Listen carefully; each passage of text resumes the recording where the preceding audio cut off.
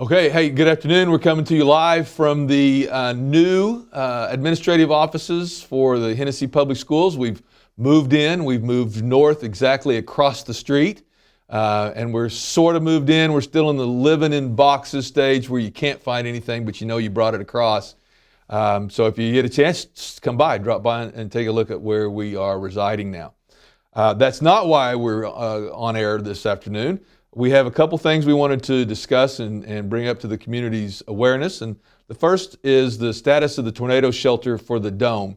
There are some key components to the dome to make it a tornado shelter. One is the large concrete form, that's probably 99% of it, but the doors and the door latches and lock sets are the other part.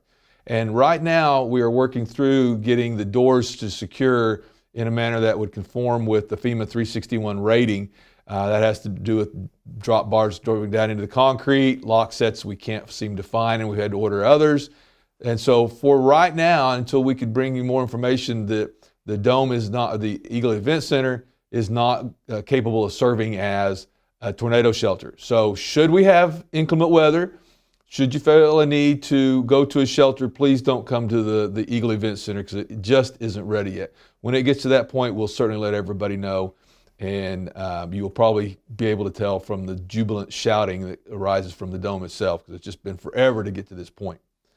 Okay, so if you have other questions about the Eagle Event Center and what its purposes are and how it's to serve those purposes, hit me up with an email, mwoods@hps.k12.ok.us, and I'll be glad to respond. And if you want to, come by and we'll take a tour. Stand 6 feet apart, wear a mask, and don't touch me or anything like that, and we'll take a tour of the dome. Okay, really what is probably on more people's minds right now is the graduation ceremony.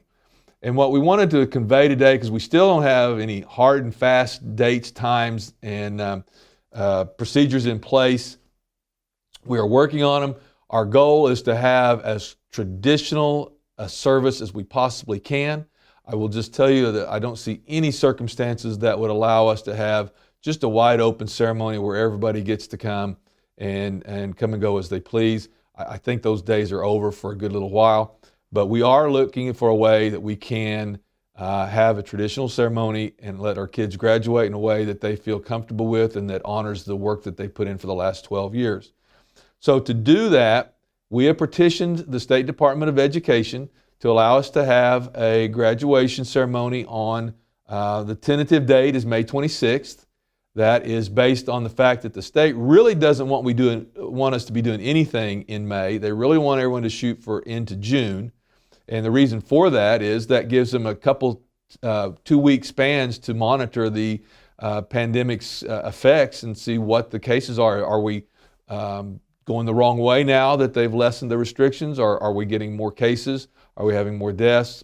What's that looking like? So they have a chance to monitor that, and then they can make more decisions. Well, the later we have it in the month, the better it is in their eyes, and so the more likely we are to be able to have the graduation ceremony as we'd like to, or as close as we would like to. So we're shooting for May 26th.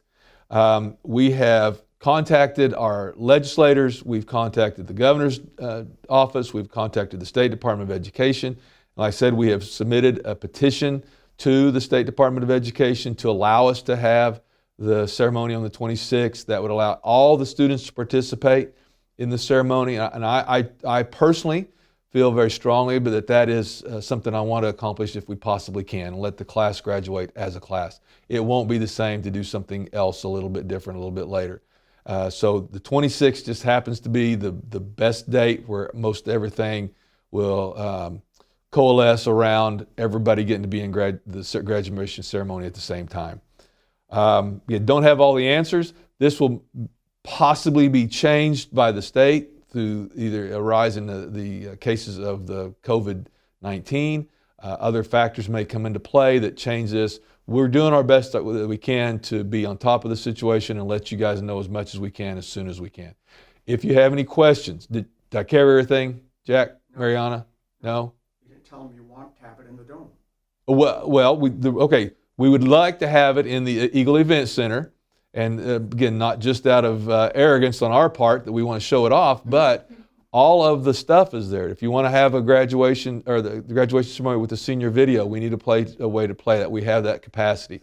We have the capacity to seat everybody in a larger area and spread everyone out so we can seat in small groups, family-sized groups, be far enough away where we're not crowded, we're not within the 6 feet radius of other groups.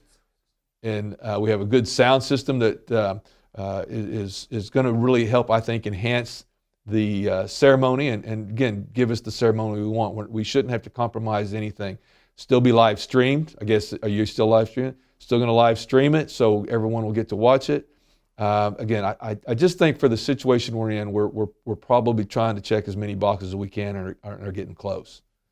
So, anything else, Mariana? Jack?